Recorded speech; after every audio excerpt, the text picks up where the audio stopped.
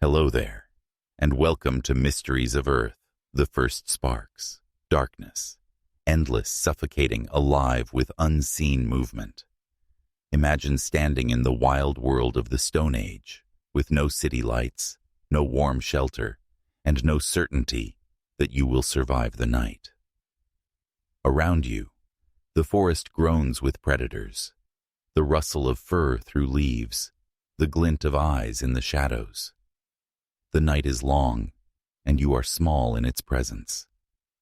But then, a spark, a flicker of light that grows into a fragile flame, and suddenly the balance shifts. Fire, so ordinary to us today, was once the most powerful miracle humanity ever encountered. For early humans, it was more than heat, more than light. It was survival itself. Before fire, humans were just another vulnerable creature among many. Our bodies carried no claws sharp enough to tear through hide, no fangs long enough to scare away predators, no thick coats to endure the cold. We were clever, yes, but cleverness meant little against a hungry lion circling the edge of a camp. Night after night, survival was a gamble. But with fire, everything changed. The flames did what no muscle or fang could. They created safety. Predators, once fearless, hesitated at the edge of firelight. Wolves that might have crept silently close now lingered just beyond the glow, their yellow eyes burning with frustration. The fire drew a circle around humanity, a fragile but powerful border between terror and safety. For the first time, the night was not an endless threat. It was a story told in shadows. Fire did more than protect. It warmed. In the grip of the Ice Age, when winds cut like knives and frost claimed the land, fire meant survival. Imagine huddling close with your small tribe, the flames painting your faces in orange light, breath steaming into the night air. Without fire, you would not have lasted a single winter. With it, you endured. You adapted. You spread. But the true magic of fire wasn't only in its warmth or protection. It was in the gathering. Fire called people together.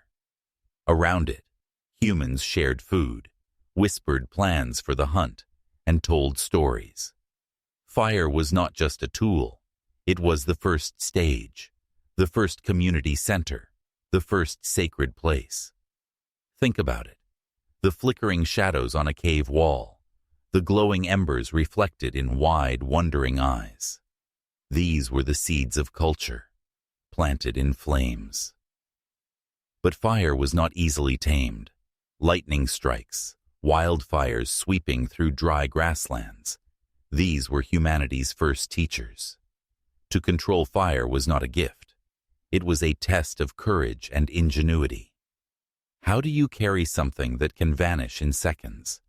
How do you feed it, keep it alive, and use it without letting it destroy everything? Early humans learned. They carried burning branches, smoldering logs, even hot stones wrapped in leaves to keep the fire alive when traveling.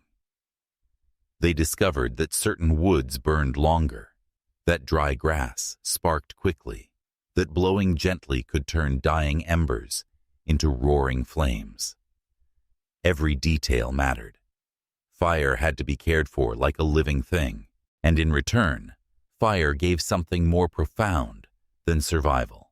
It gave mastery. With fire, humans no longer waited for scraps left behind by other predators. They roasted meat, making it softer, richer, easier to chew and digest. This one act, cooking, may have changed the very course of our evolution. Cooked food released more energy, fueling bigger brains, sharper thoughts, and longer lives. Fire fed not only the body, but the mind. And so, Around those flames, something extraordinary happened. Human life was no longer just about survival. It became about meaning. Fire became symbol. It was light in the darkness, order in chaos, life in the face of death. Tribes passed it from one generation to the next, as though it were sacred, because it was. Perhaps you can imagine the awe of those early people staring into the flames. The sparks leaping skyward looked like stars breaking free. The fire seemed alive, unpredictable, dangerous, yet comforting. Was it a spirit? A gift from the gods? A piece of the sun brought to earth? Such questions shaped the first whispers of belief. And maybe that is why, even today, we find ourselves staring into a fire's dance, hypnotized by its movements. Deep inside us, an ancient memory stirs, a recognition that without this force, we would never have become who we are. Fire gave us safety. It gave us warmth. It gave us community. And it gave us power over a world that had once towered over us. The first sparks were not just flames. They were the birth of human mastery, the moment we stepped onto a path no other creature had walked. But mastery comes with new questions. Fire taught us that survival was not just about endurance, it was about invention. If we could create light where there was none, what else could we create? What other tools could turn weakness into strength and fear into power? The answer lay in stone, sharp and unyielding, waiting to be shaped by human hands, tools of survival. Fire gave us warmth. It gave us safety, but it also sparked a dangerous thought. What else can we control? If flames could turn night into day, what could stone, bone, or wood become in the right hands? This question, unspoken, yet alive in every curious glance, at a broken rock or sharpened branch, would reshape the destiny of our species.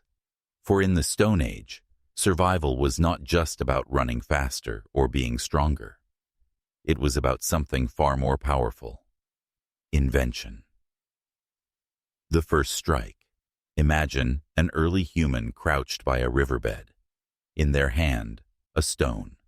Rough, heavy, ordinary.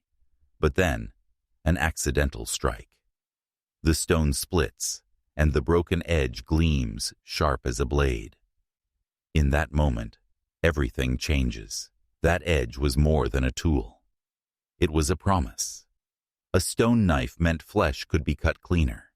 Hides could be stripped with precision. Plants could be harvested quickly. What was once a struggle with bare hands now became a craft. The first sharp edges marked the beginning of technology. Simple, yes, but revolutionary.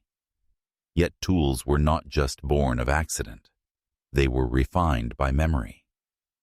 Someone had to remember which stones cracked into blades, which strikes produced useful edges. Each discovery built upon the last, passed down from one generation to the next, until a skill became a tradition. And so, the leap from instinct to invention began. Stone into power. Stone knives grew into hand axes, heavy, versatile tools shaped with care. These were not random shards. They were deliberate, symmetrical, designed for both grip and force. With them, humans became butchers, builders, and warriors. But stone alone was not enough. Soon came spears, wooden shafts tipped with sharp stone points, extending reach and power. With spears, humans did what once seemed impossible. They hunted animals larger, faster, and deadlier than themselves. Imagine a group of hunters standing at the edge of a grassland. Before them, a mammoth looms, towering and immense, its tusks glinting like ivory sabers. On their own, no human could challenge such a beast. But with spears in hand, coordinated and fearless, they could. Tools turned fragile bodies into predators. Tools gave humans the audacity to face giants. And it was not just the hunt. With tools, bones became needles for sewing hides into clothes. Rocks became hammers to shape wood into shelters. The environment was no longer an unyielding force. It became raw material. For the first time, humans were not just surviving in the world. They were reshaping it. The mind behind the tool. But let us pause. What makes a tool more than just an object? A chimpanzee might strip a stick to catch termites. A crow might bend a twig to reach food. But humans did something different. We imagined what did not yet exist. When early humans chipped stone, they were not reacting. They were designing. They saw the potential hidden inside rough rock, a form waiting to be revealed. That act of foresight, of planning, marked a leap beyond instinct. Each tool carried within it a story. The thought of the maker, the memory of the tribe, the need for survival. With every sharpened edge, human intelligence sharpened as well. Hands shaped tools, but tools in turn shaped minds.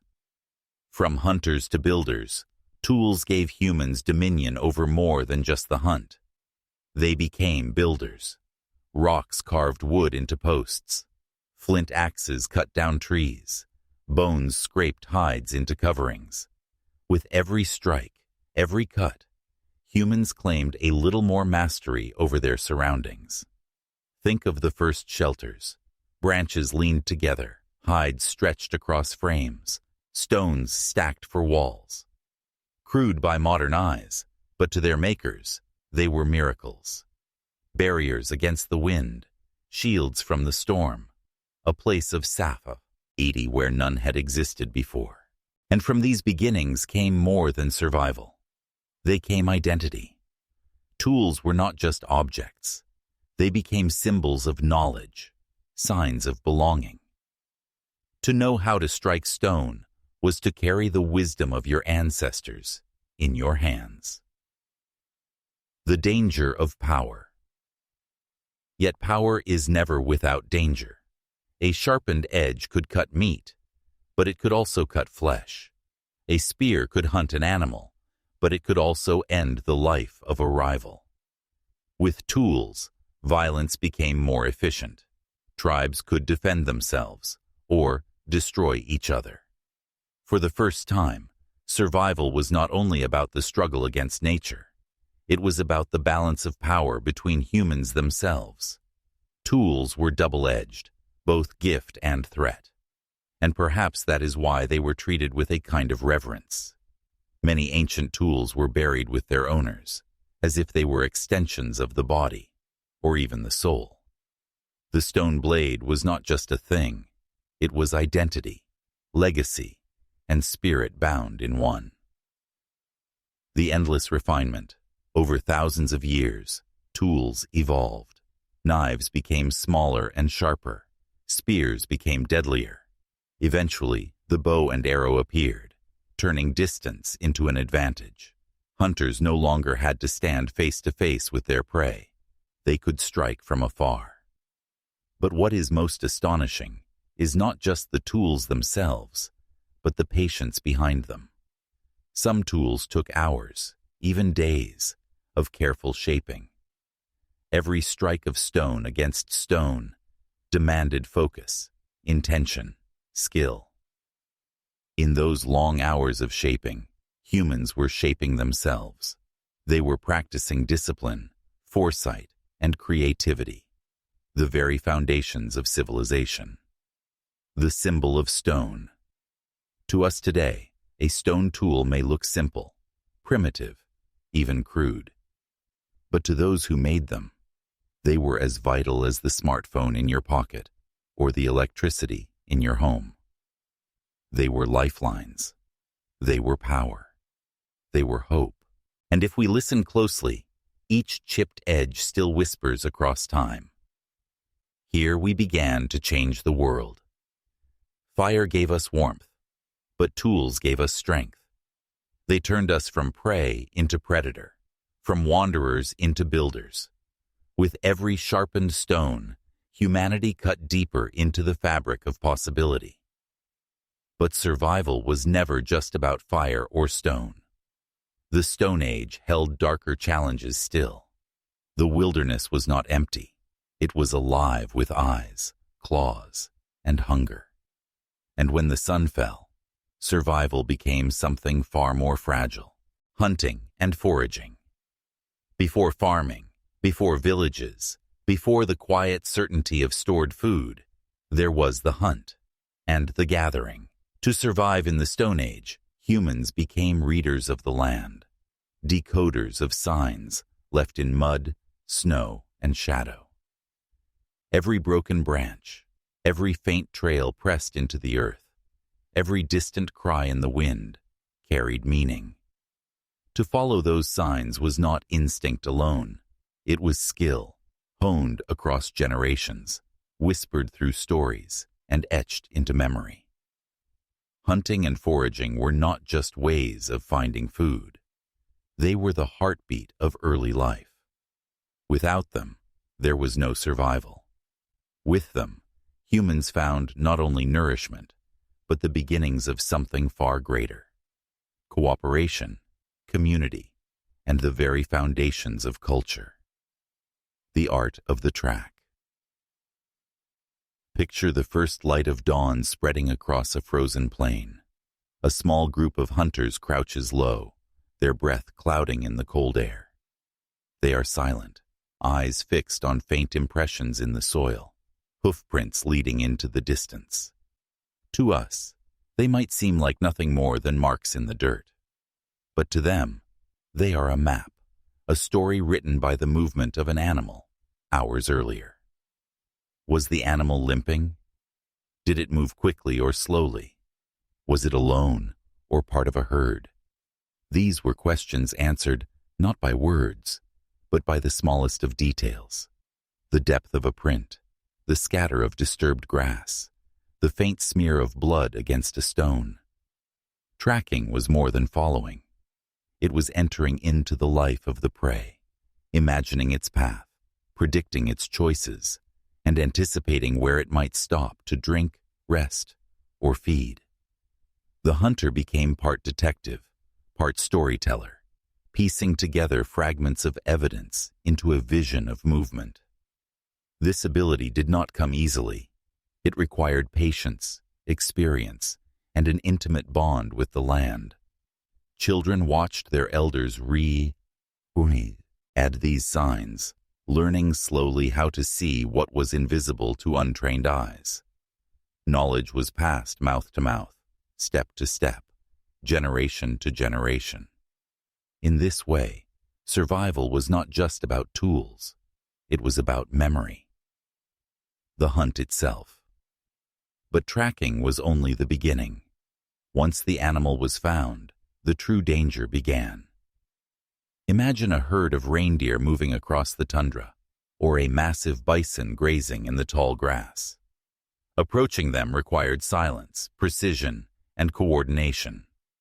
One false step, one snapped twig, and the prey would vanish in a blur of hooves and dust. To succeed, hunters had to act as one. Some drove animals toward hidden spearmen. Others circled wide to block escape routes. The hunt was strategy, not chaos. It was not the strength of a single individual, but the unity of the group that brought down the kill. And the risks were immense. Prey could turn into predator in a heartbeat. A cornered bison might charge, goring a hunter with its horns. A mammoth, once struck, might wheel around and crush its pursuers. Even smaller animals carried danger: boars with razor tusks or antelopes that could trample with terrifying speed. Every hunt was a gamble. Victory meant life. Failure could mean death. But when the kill was made, When the final spear struck true, celebration filled the air. The tribe had secured not just meat, but survival itself. The animal's flesh fed bellies, its hide provided clothing and shelter, its bones became tools, and even its sinews were turned into cords. Nothing was wasted. To hunt was not just to take life. It was to transform it into everything the tribe needed, the forager's wisdom. Yet survival did not rest on the hunt alone. Hunting was dangerous, unpredictable. A failed chase could mean days without food. That is where foraging became equally vital. The gatherers, often women, children, and the elderly, were keepers of a different kind of knowledge. They knew where to find roots, buried deep beneath the soil, which berries were safe to eat and which were poison, which mushrooms brought nourishment and which brought death. Think of the vast catalog of knowledge required to survive, without books, without writing, without maps. Plants had to be recognized not by labels, but by shape, by leaf, by season, by subtle smell. One mistake could cost a life. This knowledge was not discovered in a day. It was carried forward like a flame, passed carefully from one generation to the next. Children learned which trees bled sap that could be eaten, which seeds could be ground into flour, which herbs could soothe wounds or fevers. Foragers were scientists of their world, though they would never call themselves that. They tested, observed, remembered, and in doing so, they gave the tribe its daily bread. And sometimes, foraging meant more than plants. Shellfish gathered from coasts, insects plucked from bark, honey stolen from wild hives. Every corner of the landscape held something edible, if only one knew how to find it.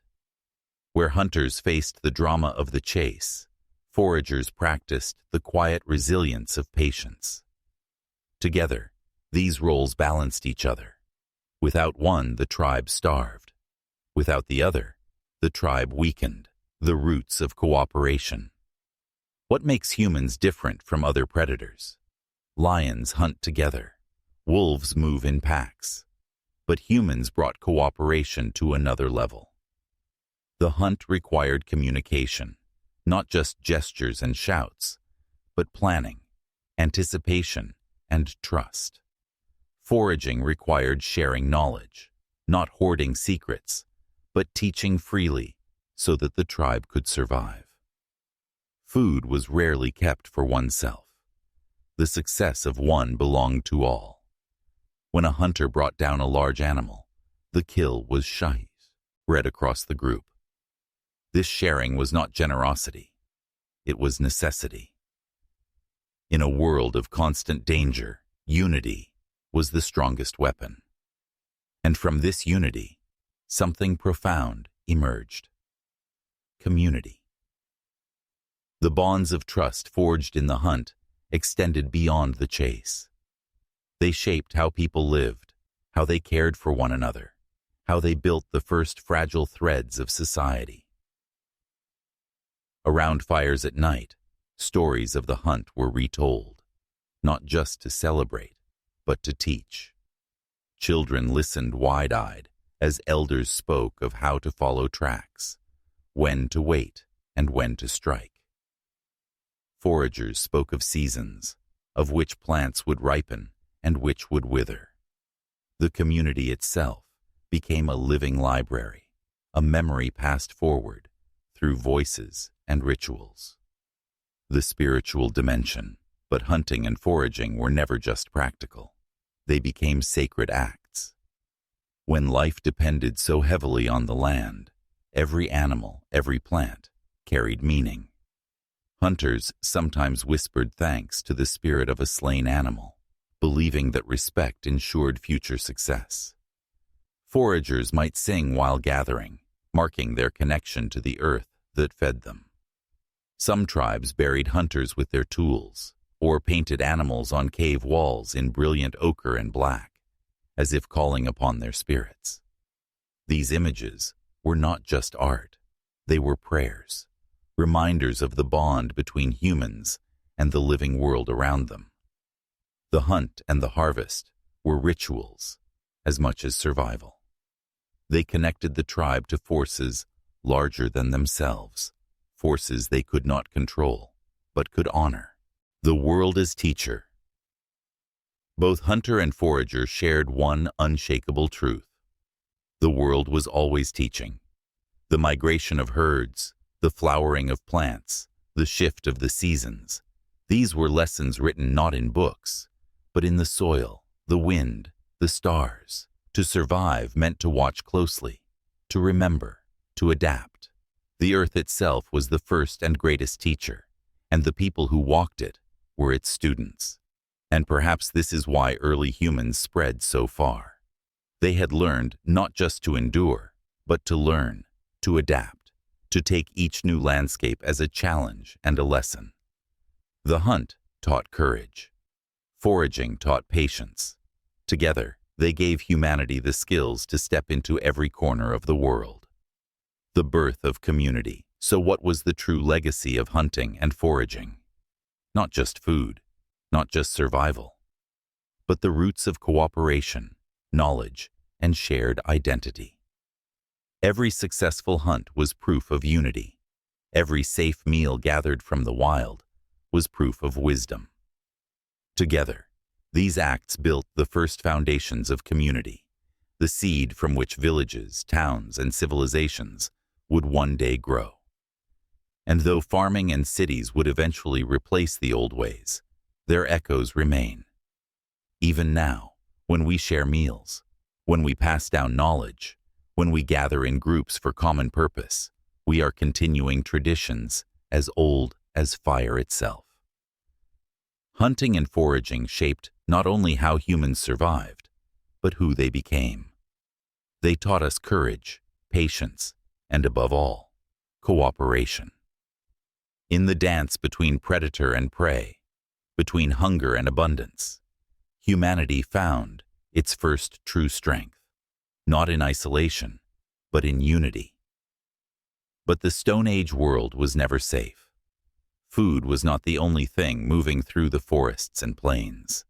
In the shadows beyond the firelight, predators waited, creatures with teeth, claws, and hunger of their own. And to survive them, humans had to learn more than hunting. They had to learn how to face the darkness itself, shelter from the wild. For early humans, the world was a stage of constant uncertainty. The hunt brought food, foraging brought sustenance, fire brought warmth. But none of these could protect them when the storms raged, when the bitter cold seeped through skin and bone, or when predators prowled in the darkness just beyond the firelight. In a world without walls, survival demanded something more: the creation of home. It began simply, finding safety where nature offered it. But slowly, step by step, humans began to shape the landscape itself. The first caves, the first huts, the first shelters built with intention were more than just protection. They were the roots of stability, the first foundations of permanence in a world otherwise defined by movement and danger. Caves. The natural fortress. Imagine a jagged cliffside, wind howling across stone, rain hammering down on the earth. At its base, a dark opening leads into the mountain's heart. For early humans, this was more than just an empty hollow. It was survival. Caves offered what few places could: walls against the wind, a ceiling against the rain, and shadows deep enough to hide from predators. Within these natural chambers, families huddled together, warmed by the glow of a fire, whose smoke curled upward and vanished through cracks in the stone. But caves were not always welcoming. They could be damp, cold, and treacherous, and many were already claimed by bears, lions, or other beasts who had made them their dens long before humans arrived. To take such a place meant risk. The walls might protect, but they also confined. A cave was a fortress, but also a trap, if danger found its way inside. And yet, despite these dangers, caves became the earliest homes. Here, the first traces of human imagination flickered onto stone walls, paintings of animals, shapes, and handprints pressed into pigment. These markings suggest that caves were more than mere shelters. They became places of memory, of story, of ritual. In their darkness, humans carved the first signs of belonging. The first built shelters, but caves were not everywhere. As humans spread across plains, forests, and tundras, many found themselves in landscapes where stone offered no refuge. Here, survival depended on invention.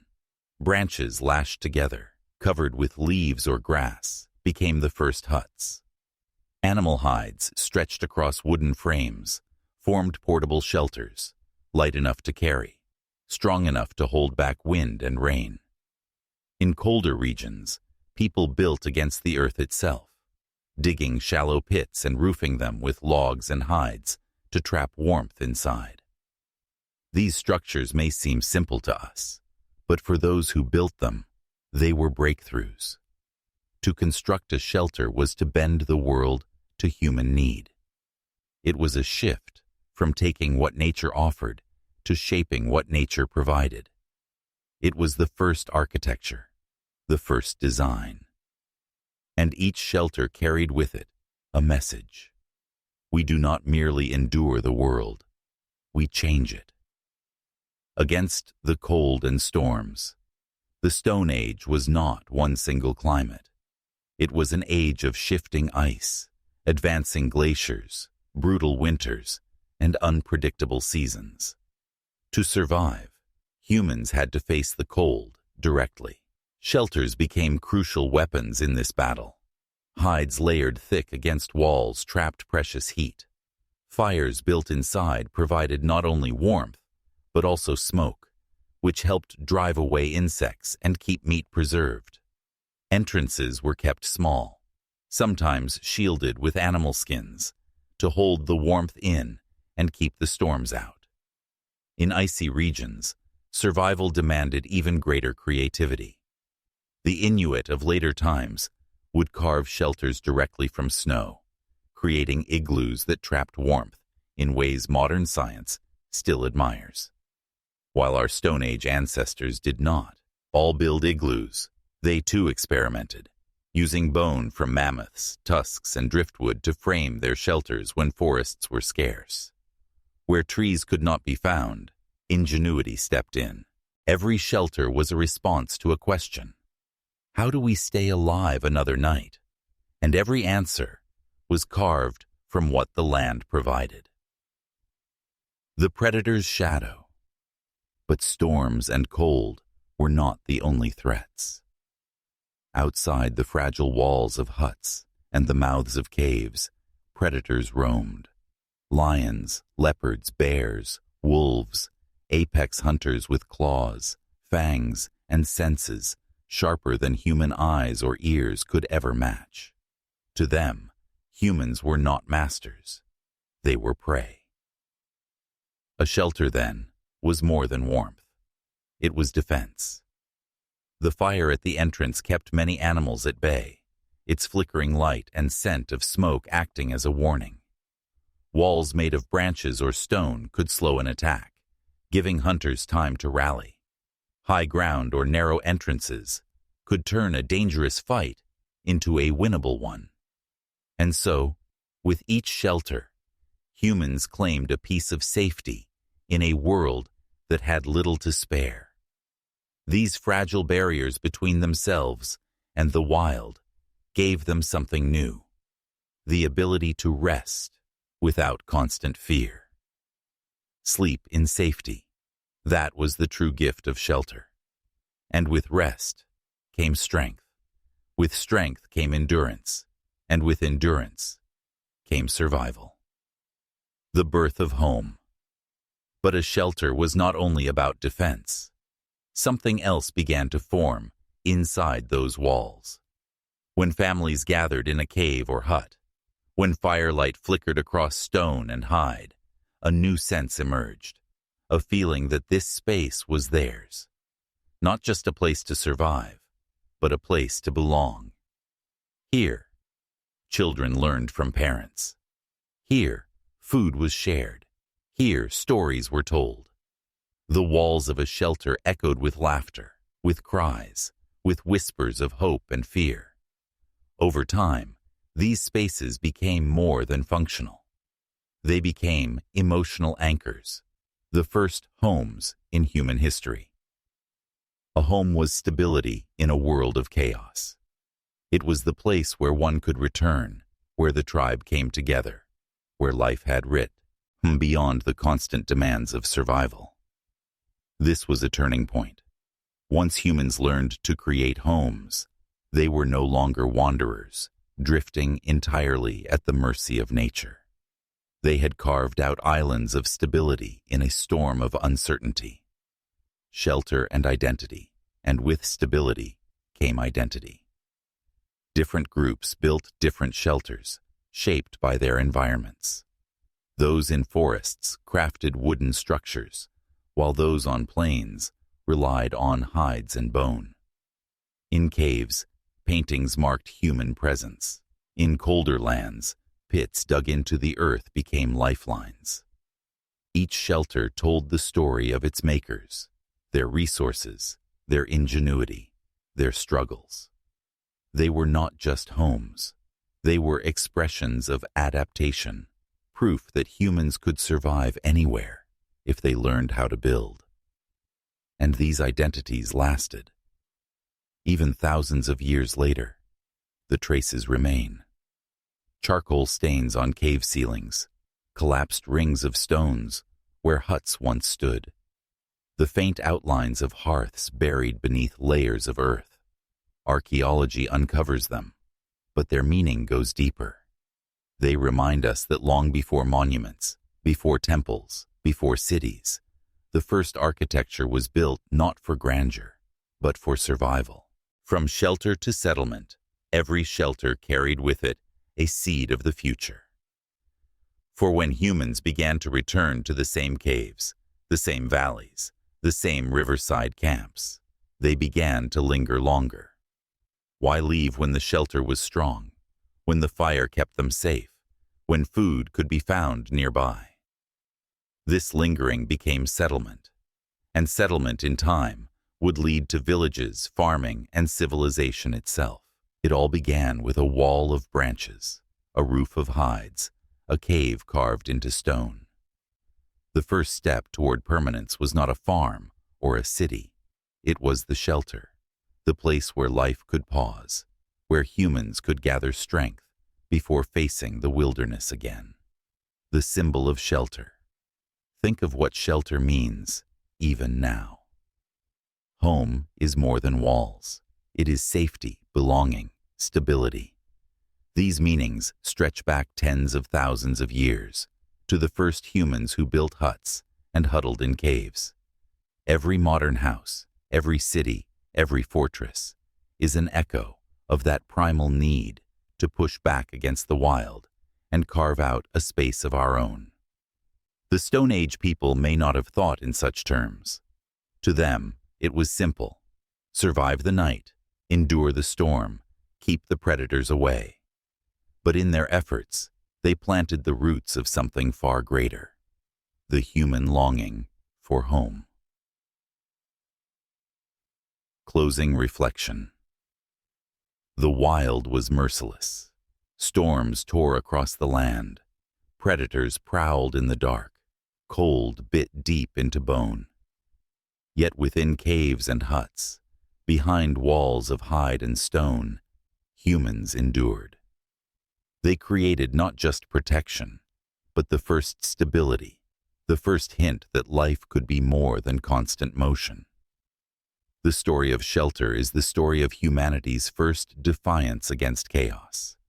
It is where survival turned into belonging, where necessity turned into identity, where the first whispers of civilization began.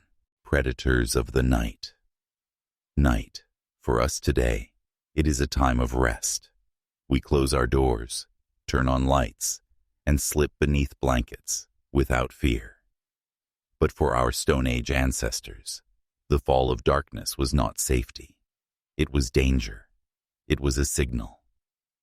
The hunt was over. The gathering finished. Now began a different kind of survival, the battle to outlast the predators of the night. The sun dipped below the horizon, and with it went security. Fire flickered, small and fragile, its glow reaching only a few meters into the void. Beyond that glow, shadows. And in those shadows, eyes watched. Lions crouched, their golden coats blending with the dark. Wolves circled, their movements silent, their senses sharp. Hyenas cackled from the distance, testing, waiting. For humans without walls, the night was a trial. The question was simple. Would they see the morning, the unseen hunters? Predators have always ruled the dark. Their bodies were built for it. Wolves with eyes tuned to moonlight could see where humans saw only blackness. Lions, moving with silence through grass, could strike before footsteps were heard. The rustle of leaves might be nothing, or it might be death approaching. To live in the Stone Age was to live in the knowledge that you were not the only hunter. You were also the hunted. The fire became the first defense. Flames, crackling and shifting, created a circle of safety. Many predators hesitated to cross its boundary. But fire was never infinite. It needed wood. It needed tending. It could burn out, and predators knew this. They lingered, waiting for the light to die. The night was a constant negotiation between sleep and wakefulness, between fear and courage. Who would tend the fire? Who would stay awake to watch? Who would listen to the silence and hear what others missed? Vigilance was survival. Fear of the dark.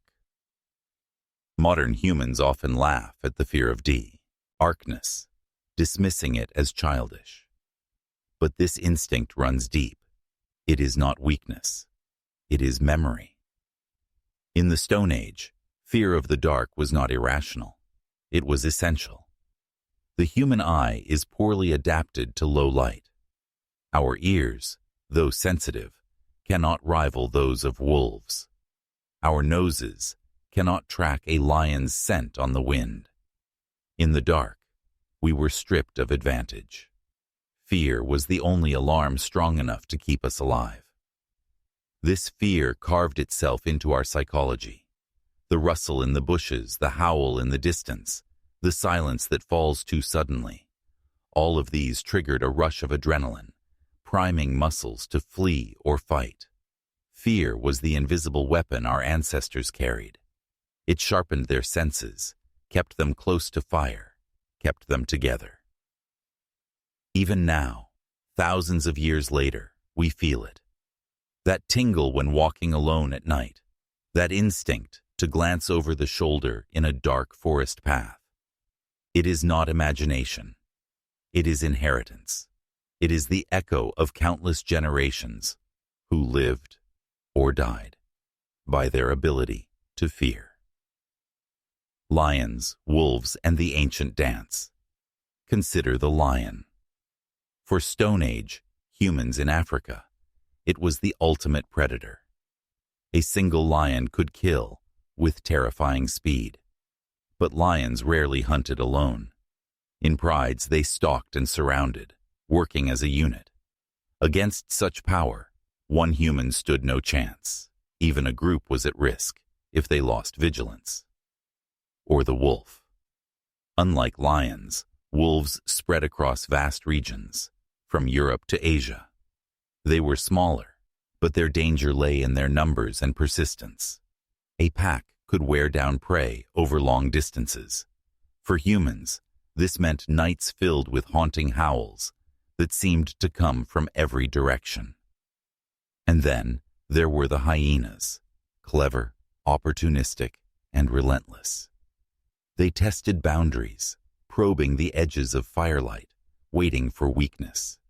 Unlike the noble lion, they thrived in chaos. Their laughter-like calls filled the night, a sound that unsettled even the bravest hearts. The relationship between humans and predators was not only one of fear, it was also one of learning. Humans observed them, understood their patterns, and adapted. To study a predator was to survive it, and sometimes to imitate it. The cooperation of wolves taught us about the power of unity. The stealth of lions showed us the value of patience and strategy. Even in fear, predators were teachers, the vigil of the tribe. In those nights of danger, no human stood alone. One person tending a fire could falter, but a tribe, watching in shifts, created endurance. While some slept, others listened. While one group gathered wood, another sharpened weapons. A single spear could be broken.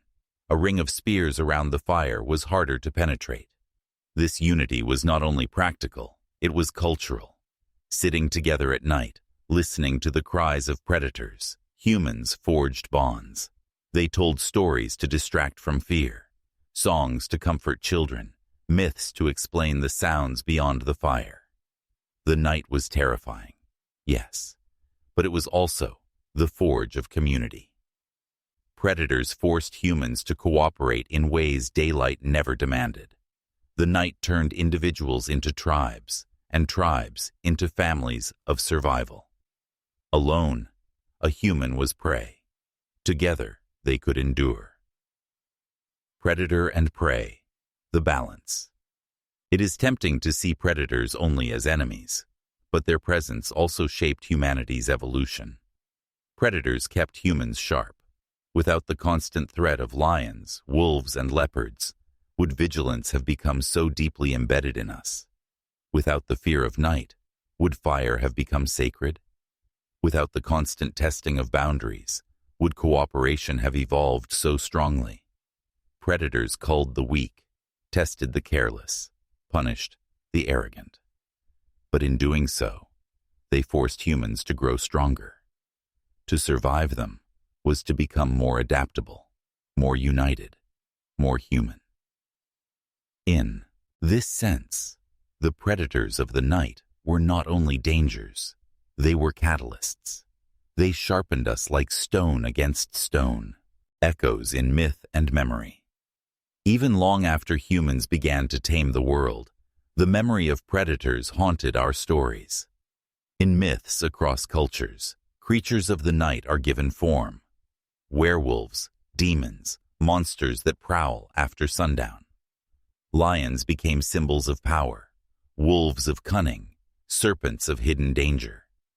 The dark itself became a space of fear, mystery, and caution. Why? Because memory lingers longer than circumstance. By the time humans built villages and cities, the predators had retreated, pushed back by walls and weapons. But the instinct remained, the fear remained, the stories remained. And so, every tale told by firelight, every monster hidden in the shadows of folklore, carries within it a truth. Once, we lived at the mercy of the night. Once, survival depended on listening to the silence beyond the fire.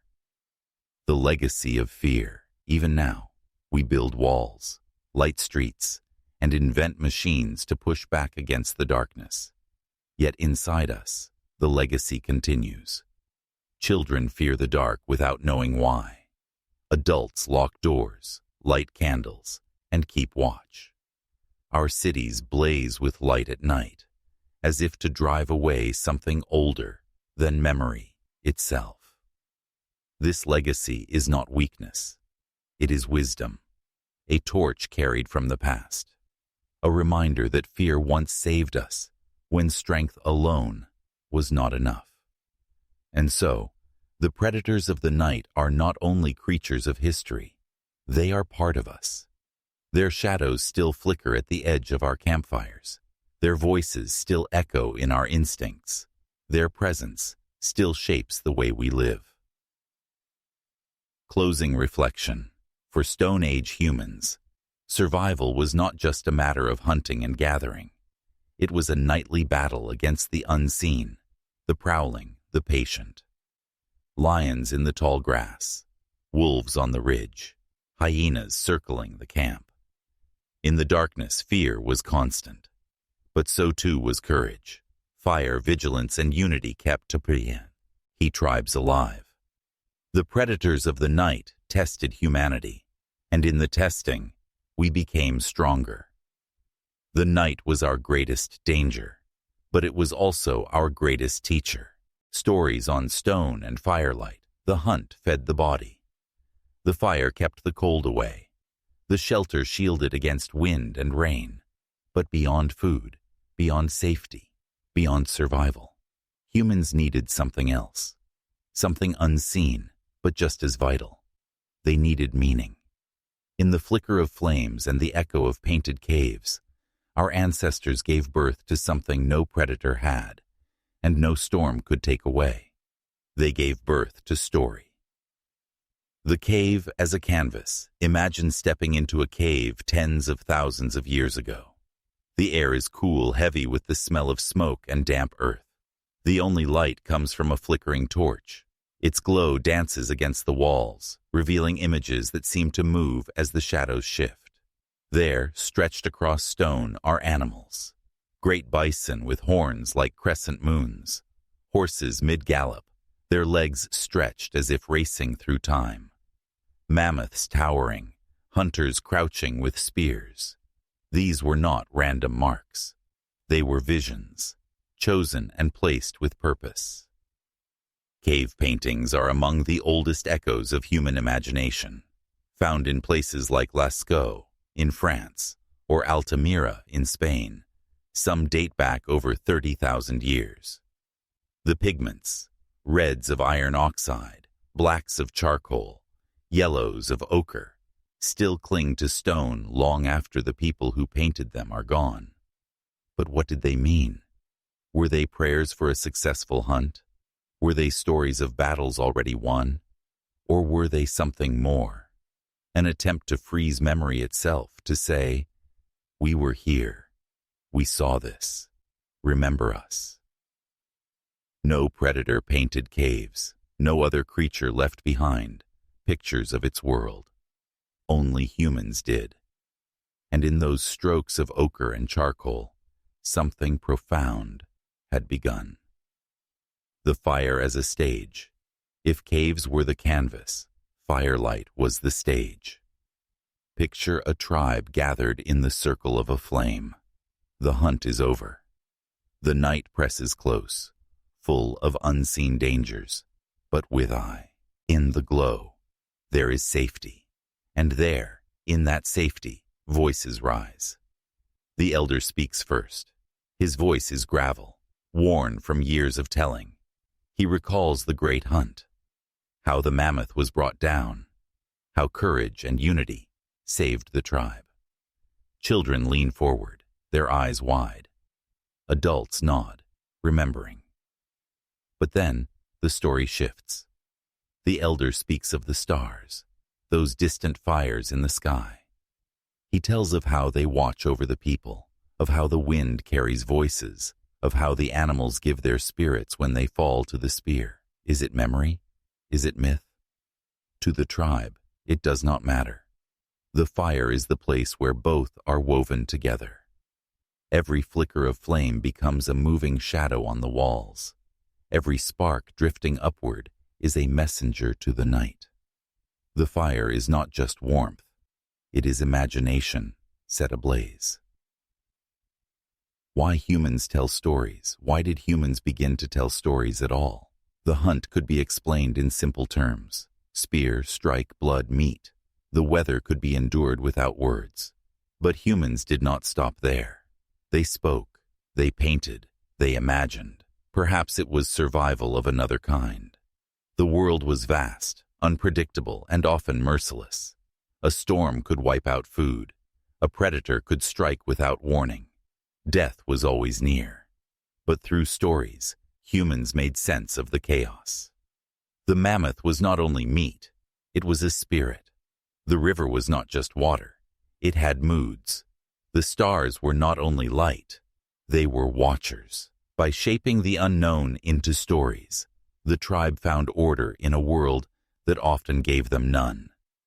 Fear was transformed into meaning. Suffering became lesson.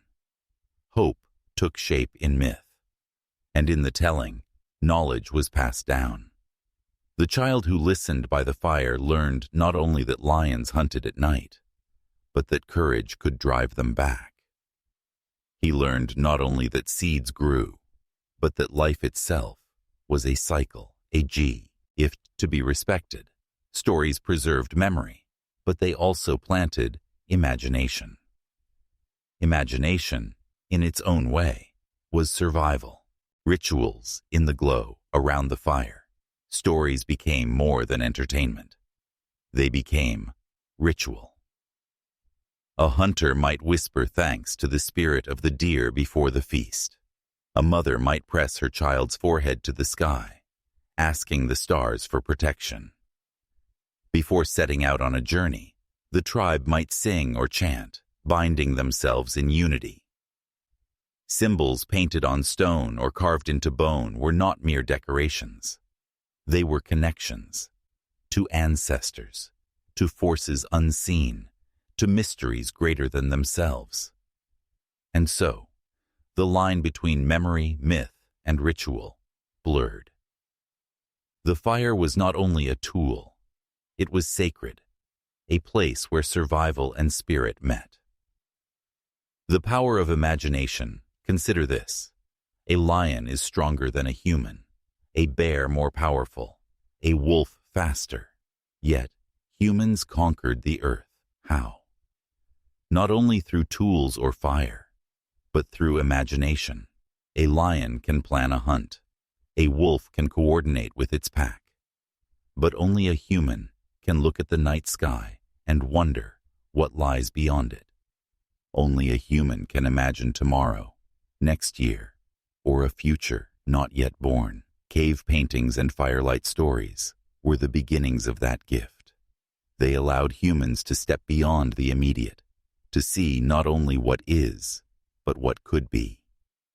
It is imagination that turned stones into tools. It is imagination that turned sparks into fire. And it is imagination that one day would turn seeds into agriculture and villages into civilizations. Without imagination, survival was temporary. With imagination, survival became legacy. The first historians, in many ways, the storytellers of the Stone Age were the first historians. They carried memory not on parchment, but in voice and vision. They painted hunts not to decorate caves, but to ensure they would not be forgotten. Think of it. Every painting, every story told by firelight was a message across time. A bridge between the living and the unborn. Even now, thousands of years later, we walk into caves and see their messages. We do not always understand them, but we feel them. We recognize the human hand behind them, the human need to speak across ages. They whisper still. We lived. We dreamed. We imagined. Imagination as survival, food, fed the body. Fire warmed the skin. Shelter guarded against the storm. But imagination fed the spirit. And in its own way, it was just as necessary. For when the tribe sat by the fire, they did more than wait for dawn. They dreamed. They turned fear into myth, struggle into memory, and hope into ritual. They created a world not just of survival, but of meaning. Imagination did not fill the stomach, but it filled the soul. And a full soul is as important as a full belly when the world itself seems endless and hostile. This was the unseen weapon of humanity, stronger than muscle, sharper than stone. The ability to imagine, to tell stories, to create meaning, to dream.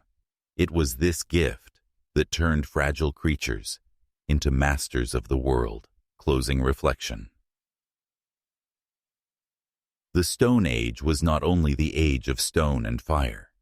It was the age of story, the age of imagination, the age when humans first looked at their world and asked, why? Cave walls still hold their whispers. Firelight still reminds us of their voices. And within us, their imagination still lives. For every myth told, every book written, every idea born in the human mind is an echo of those first sparks of creativity. The predators of the night taught us fear, but it was imagination that gave us courage. The power of the tribe, out in the Stone Age wilderness, a single human was fragile. Soft skin, no claws, no fangs, no armor against the cold. Alone, a person could vanish in the jaws of a predator or starve in the harsh rhythm of the seasons. And yet, humanity did not vanish. Instead, these fragile beings conquered rivers, plains, forests, and mountains. They survived dangers that should have overwhelmed them. They thrived where others faltered. How? The answer is not just fire, or tools, or the hunt. The true key to survival was each other. It was the tribe, the circle of survival. Picture a small band of humans moving through a prehistoric valley. Men, women, children, 20, perhaps 30 souls bound together not by choice, but by necessity. At dawn, the hunters rise and slip into the forest, their spears sharpened with stone tips. The gatherers head toward the meadows, their eyes trained on roots, berries, and herbs. The children remain close to the camp, watched over by those too old to travel. Each life alone was fragile, but woven together, they formed a net strong enough to catch survival itself. Food was shared, protection was shared, work was shared. The lone human was prey, the tribe was power. Cooperation, the first weapon. Think of a predator, say a lion. It has claws, strength, speed. A single lion can kill, but humans, though weak alone, found a weapon more enduring than teeth or muscle: cooperation. When hunters moved as one, their spears became extensions of a single will. They could drive massive animals into traps, chase herds over cliffs, or circle their prey with precision. What one could never do, many achieved. When danger came in the night, it was not one pair of eyes that stood guard, but many. While some slept, others kept the fire alive, listening to the growl of wolves beyond the flames. Unity turned vulnerability into strength. Cooperation was not an instinct like a pack of wolves. It was a choice, renewed each day through trust, sacrifice, and memory. And in that choice, humanity's destiny was written, sharing the spoils.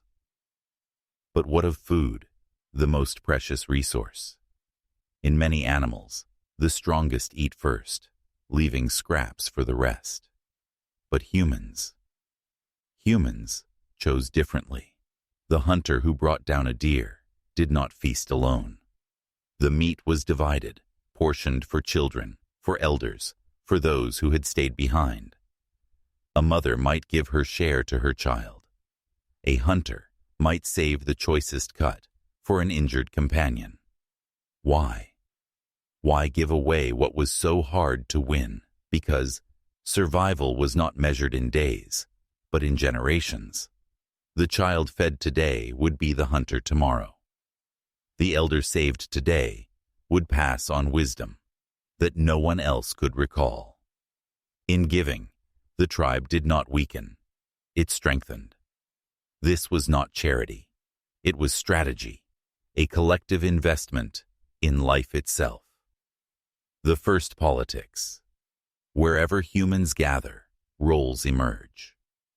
In the tribe, some were hunters, others gatherers, others protectors of the fire. Some carried knowledge of plants, others remembered the paths of animals or the signs of storms. Each role was essential. But beyond roles came something deeper. Leadership. Picture a group around the fire, the day's work complete. A hunt looms tomorrow, or perhaps danger approaches. Who decides the plan? Who speaks, and who listens? In every tribe, voices rose, some louder, some wiser. Leaders were not kings in golden crowns. They were often the most experienced hunter, the bravest warrior, or the elder, with memory long enough to recall the lessons of past winters. Early politics were not about power. They were about survival. Yet even here, in the firelight of the Stone Age, the seeds of human society were planted. Decision, debate, leadership, these were the first sparks of what would one day become law, government, even civilization, raising the next generation. The tribe was not only a shield for the present, it was a cradle for the future. A child in the Stone Age was never truly alone. Mothers cared, yes, but so did fathers, aunts, uncles, grandparents, even siblings barely older. The tribe itself became the parent. Why? Because every child was precious. Every child was hope. In their laughter was tomorrow's courage. In their curiosity was tomorrow's knowledge. The survival of the tribe depended on them, and so they were guarded, taught, and cherished. Around the fire, children listened to stories of ancestors and spirits. In the field, they watched how plants were gathered or stones sharpened. In play, they imitated the hunt, practicing the roles they would one day assume. The tribe was more than survival. It was continuity, a chain unbroken across countless generations. Unity in the face of threats. But unity was not only for feeding children or dividing food. It was forged in moments of terror. Imagine the sound of wolves circling in the night. The fire burns low. Shadows shift in the grass. Alone, fear would paralyze. Together, fear became fuel. Some stoked the fire, others raised their spears, others kept the children close. Each role mattered. Each role meant life or death. Or imagine the storm, a howling wind tearing through the camp. Tents of hide threaten to collapse. Flames flicker dangerously. In the chaos, the tribe works as one, securing the shelters, protecting the embers, keeping each other alive. It was in such moments that humans learned a truth. Unity was their shield. The tribe was not merely convenient. It was everything. The silent rules. Within every tribe were rules. Though not written, they were carved in memory. Share food, protect the young, respect the elders, listen to the leader in times of danger. Break these rules, and trust cracked. Trust was the glue of the tribe. Without it, survival faltered. And so, those who took too much or endangered the group often found themselves punished, or even cast out. Exile was not just rejection. In the Stone Age, it was often a death sentence. Thus, cooperation was not only encouraged, it was enforced. The tribe could forgive many mistakes, but never betrayal. From these silent rules, morality itself began to grow. Not from abstract philosophy, but from necessity. The hidden strength, when we look back, it's tempting to focus on tools, fire, or the hunt as humanity's greatest achievements. But behind all of these stood something greater, the tribe. The spear was useless without someone to carry it. The fire meaningless without others to guard it, the story empty without listeners to remember. The tribe was the forge in which humanity itself was shaped. It gave protection against predators, food in times of scarcity, knowledge passed through generations, and leadership in moments of chaos. More than anything, it gave identity. Alone, one was just a person. Together, they were a people. And from that simple truth, humanity's rise began. Closing reflection. The Stone Age was not only an age of stone, fire, or even story. It was the age of the tribe. The age when humans learned that their greatest weapon was not muscle, not speed, not claw or fang, but each other. In unity, they hunted. In unity, they built. In unity, they survived. The tribe was the first nation, the first community, the first family beyond blood. It was here, around the fire and within the circle of trust, that humanity became more than fragile creatures. Humanity became a force, ice, migration, and new horizons. The earth has never stood still. Its mountains rise and crumble. Its rivers shift and carve new valleys. Its skies change. Its seas expand and retreat.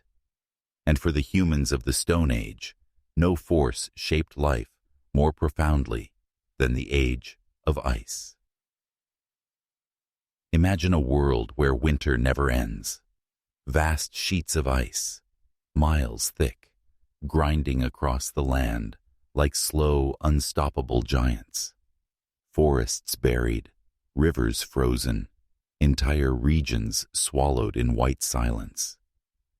This was the Ice Age. And it did not come for a year or even a lifetime. It lasted tens of thousands of years. To survive, humanity was forced to move, adapt, and in the process, to scatter across the face of the planet, the grip of ice. Picture the Earth from above, some 20,000 years ago. Gigantic glaciers stretch across North America, Europe, and Asia. Their icy fingers reach into valleys and plains, reshaping the world as they advance. For those living near the edges of these frozen empires, life was relentless. The cold cut to the bone, food was scarce, and the land itself seemed hostile. Animals fled southward, plants withered, and the hunt grew harder with each passing season. But rather than perish, humans adapted. They stitched clothing from hides, layered with furs, to hold warmth against the bitter winds. They built sturdier shelters, dug deeper fires, and learned to store food for long, desperate winters. Yet adaptation alone was not enough. The ice forced another choice: movement, migration. The search for lands where survival was not only possible, but promising. Following the herds, where the animals went, people followed. The mammoth, towering and powerful, became a walking fortress of meat, bone, and hide. The reindeer, swift and steady, offered both food and clothing. Herds of bison and horses traced ancient paths across the tundra, and humans learned to shadow them like shadows of their own. Imagine a band of hunters crossing a frozen plain, the wind howling at their backs. Before them, dark shapes move against the snow. The herd. To follow was to live. To lose track was to starve. This pursuit pulled humans across vast distances, teaching them not only how to endure the cold, but how to read the land, how to find water beneath ice, how to navigate by stars, how to carry their world on their backs. The hunt was no longer local. It became a journey, and the journey became destiny. The coasts as highways, but not all migration traced the steps of beasts across the tundra. Some followed the ocean's edge. Along coasts, Even in the harshest cold, life flourished. Shellfish, seals, fish, and seabirds provided a steady source of food. The sea was not an enemy, but an ally.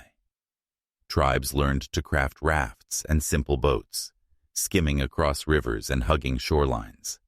For them, the coast was a highway, guiding them further than the eye could see. These journeys stretched humanity into unexpected places, south into warmer regions, eastward toward distant lands, even across stretches of ocean that connected continents. The sea, once a mystery, became a map. The land bridges. But perhaps the greatest secret of the Ice Age lay not in the sea, but in the land beneath it. When so much of Earth's water was locked in ice, sea levels fell. Shorelines stretched outward. Islands connected. Whole continents reached across the ocean to touch. Imagine standing on the farthest edge of Asia, staring across what is now the Bering Strait.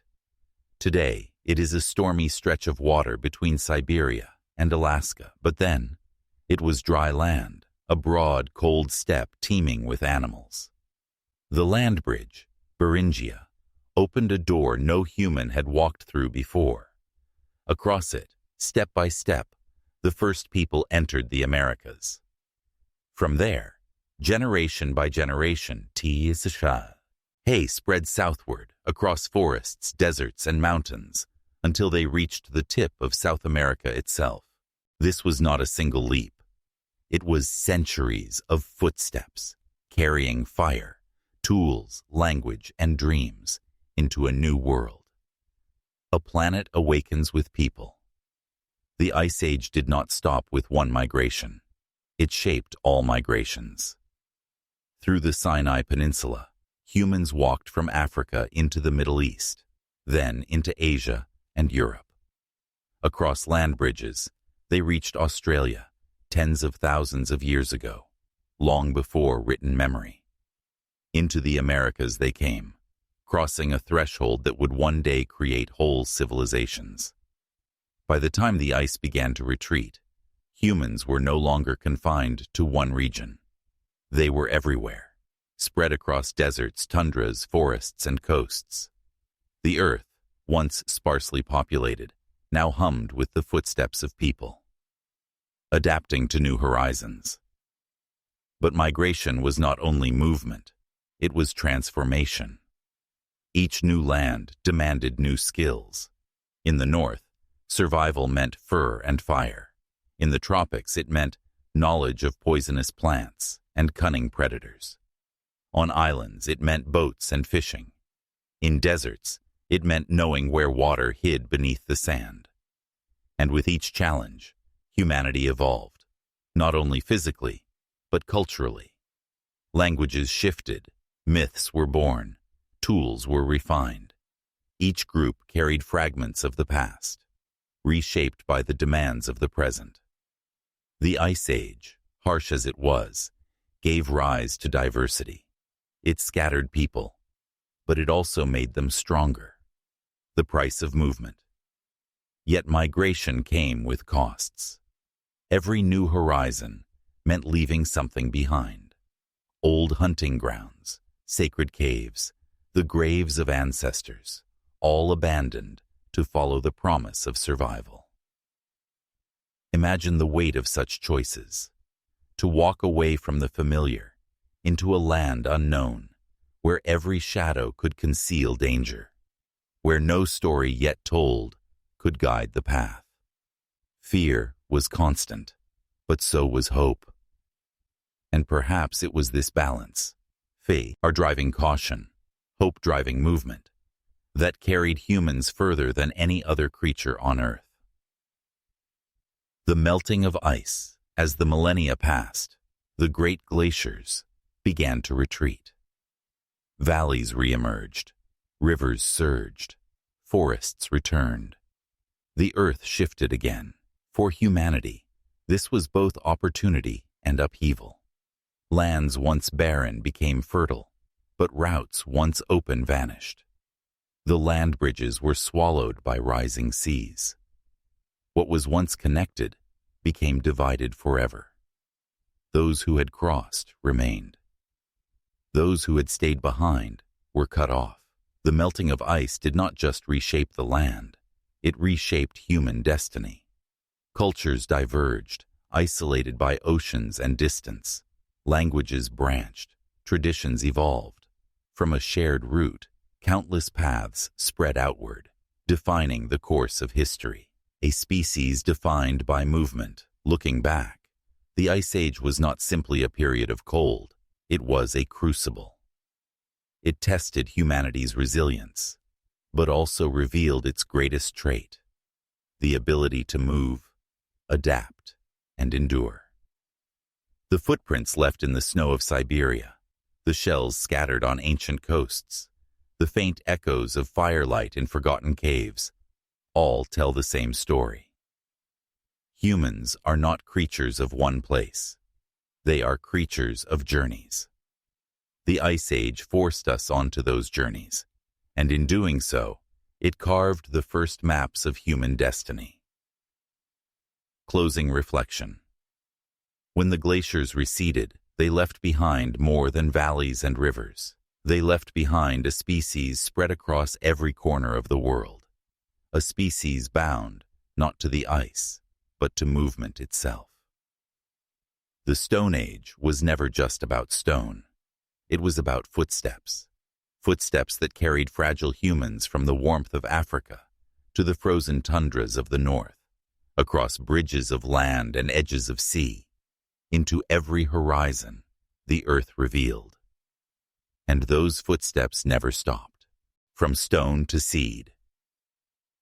For hundreds of thousands of years, humanity lived by the hunt. The rhythm of life was simple but harsh. Follow the herds, gather what the land offered, and move when the season shifted. But then, slowly, something extraordinary began. A change so quiet, it almost seemed accidental. A handful of seeds pressed into the soil, and later, green shoots rising. This was not merely survival. This was transformation. The world of stone was giving way to the world of seed, and with it, humanity would forever alter its path. The first experiments. We like to imagine agriculture as an invention, a moment of discovery. But it was more of a whisper, a trial born of curiosity and chance. Perhaps a forager dropped seeds near a camp and returned weeks later to find plants sprouting. Perhaps children playing with gathered nuts noticed them grow when buried. Perhaps someone simply asked, what if the food we chase could be coaxed to come to us? At first, farming was not deliberate. It was tentative. Hunters and gatherers scattered seeds along riverbanks or near shelters, watching to see if they would take root. They tended wild groves of figs, encouraged tubers to spread, and began to favor areas where edible plants grew most reliably. This was not yet farming as we know it. It was the beginning of observation, the slow realization that humans could shape the land itself. Groves, gardens, and grains. Imagine the Stone Age landscape shifting. Where once it was purely wild, patches of human influence began to appear. Groves of trees carefully tended, clearings where certain plants thrived. Early people learned to return to these places, season after season, cultivating their own foraging grounds. Grains like barley and wheat were among the first to be encouraged, their seeds hardy and nourishing.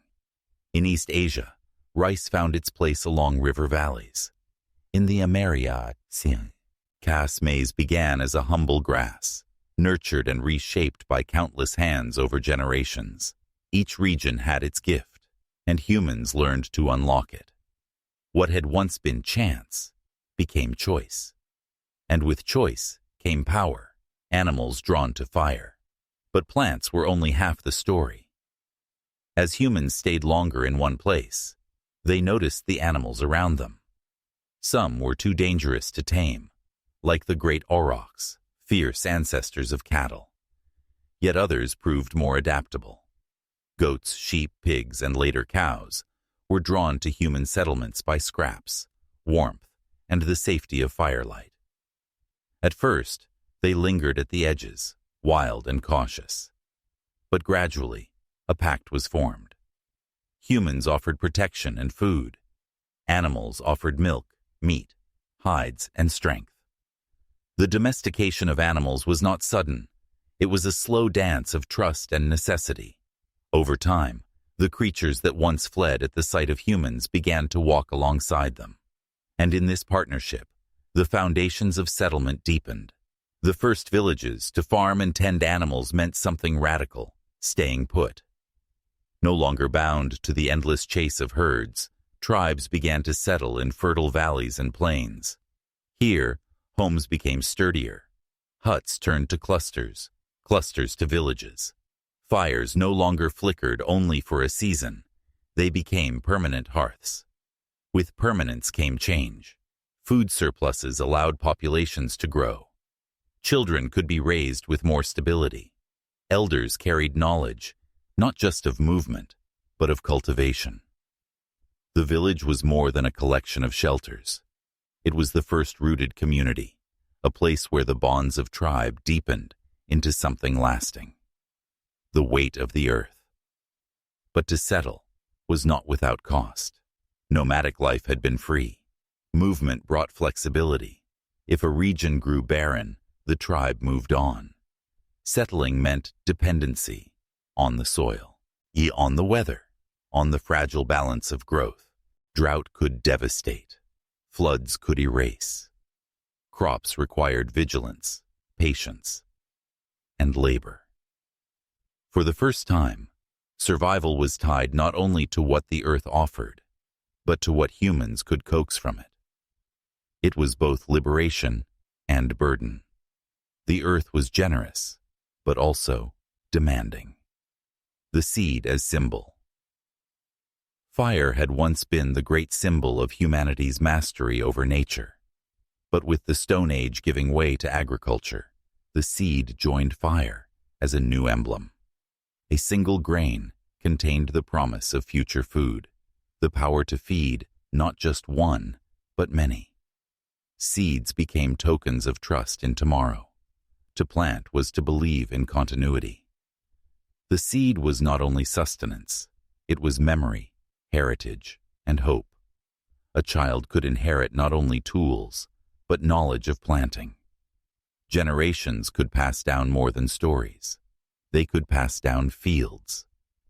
The seed tied humanity to time itself, binding past, present, and future in a cycle of growth. The rise of roles. With settlement, life became more complex. Not everyone needed to hunt or forage. Some could tend crops. Others could herd animals. Roles expanded. Builders, potters, weavers, toolmakers. Early trade emerged, with surpluses exchanged between groups.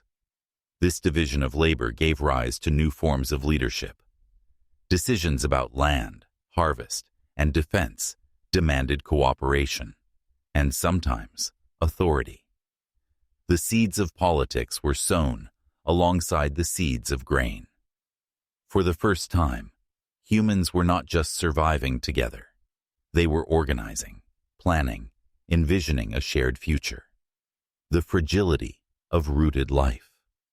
Yet rooted life carried dangers unknown to nomads. Settlements were vulnerable to attack. Disease spread more easily in clustered communities.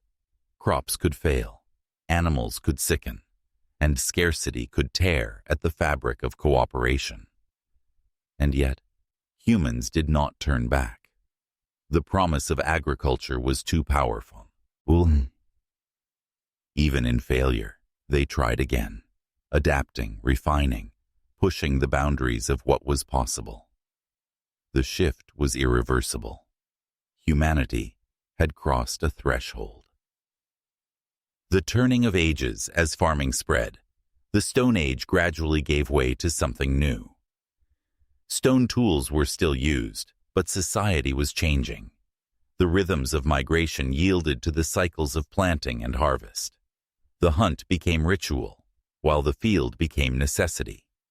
It was not a sudden revolution, but a mosaic of change unfolding across centuries and continents. Some groups clung to the old ways, while others embraced the new. But little by little, the world transformed. The age of nomads had birthed the age of settlers, a world remade. Step back and see the vast arc of this story. From scattered seeds and cautious groves, to villages rising in fertile valleys, to herds walking alongside humans, it was a metamorphosis unlike any before. The earth itself began to look different. Forests cleared, fields spread, animals reshaped by domestication. Humanity was no longer merely adapting to nature. They were reshaping it. This was the beginning of civilization's foundation. The seed was no longer just food. It was destiny. Closing reflection. The journey from stone to seed was not just about survival. It was about vision. It was the moment humanity stopped wandering endlessly and began to imagine permanence. But permanence brought new questions. If life could root itself in the soil, what else could it build? If villages could endure, could cities? Could cultures rise as steadily as crops? Could stories be etched not only on stone walls, but in the very structure of society? The seed had been planted, not just in the earth, but in the human imagination, echoes of the Stone Age. When we picture the Stone Age, it feels distant. A time of caves and torches, crude tools, and endless struggle. But the truth is far stranger and far closer. The Stone Age has never truly ended. It lives within us, in the way we gather, the way we fear, the way we dream. Fire still burns in our homes. Tools still shape our lives. Tribes still define our belonging.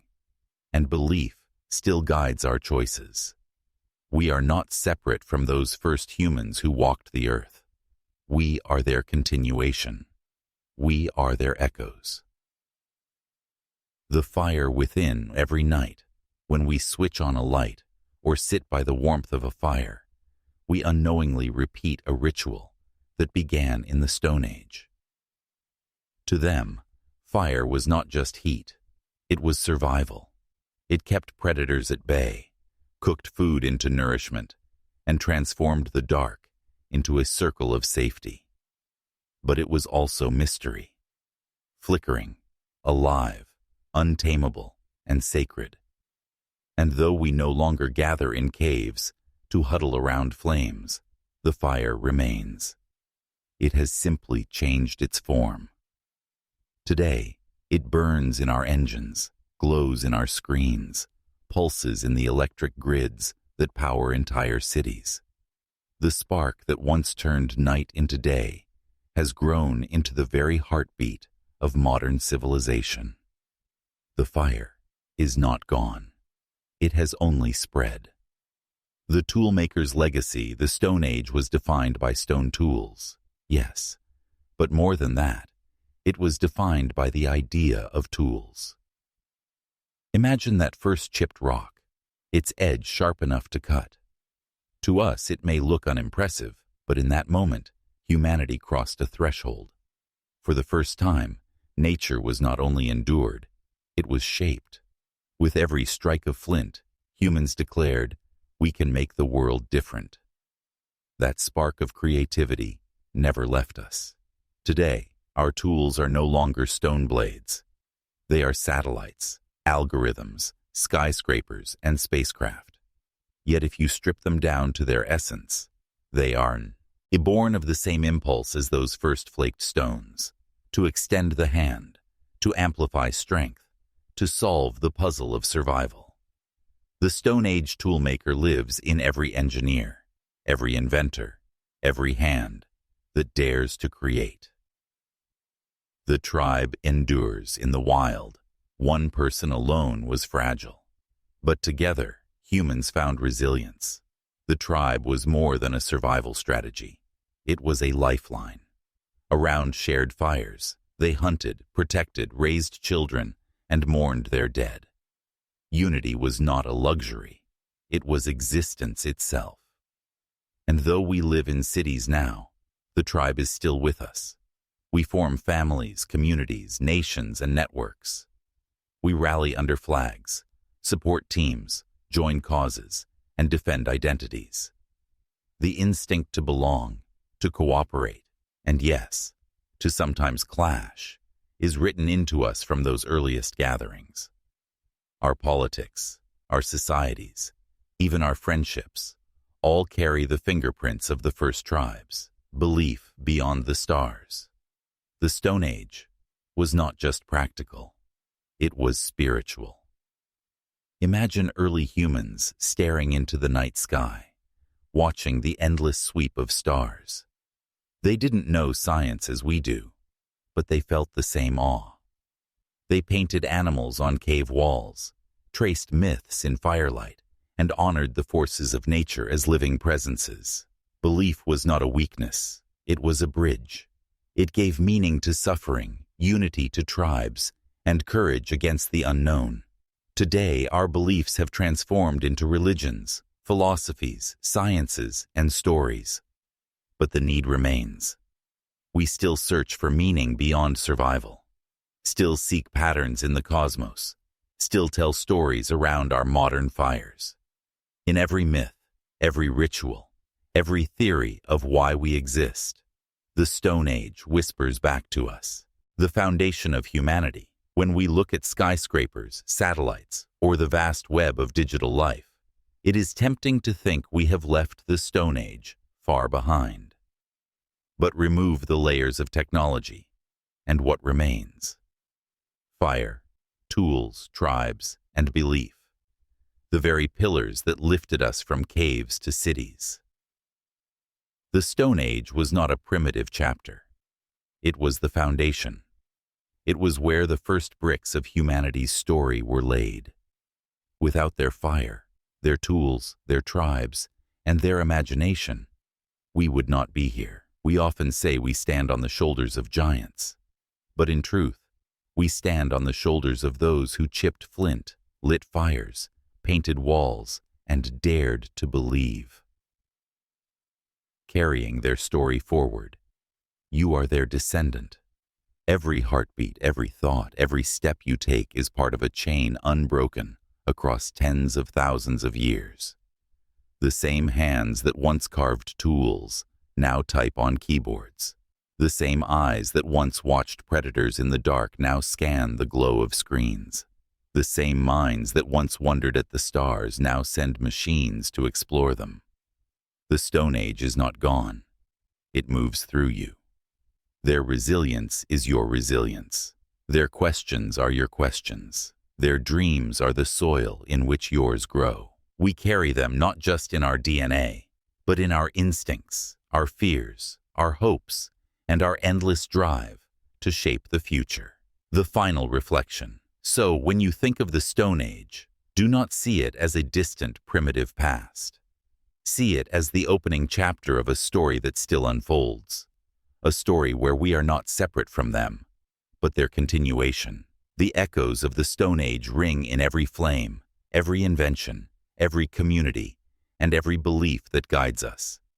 We are still walking the same path, just further along. And perhaps someday, someone will look back at us with the same wonder, seeing us not as an ending, but as their beginning.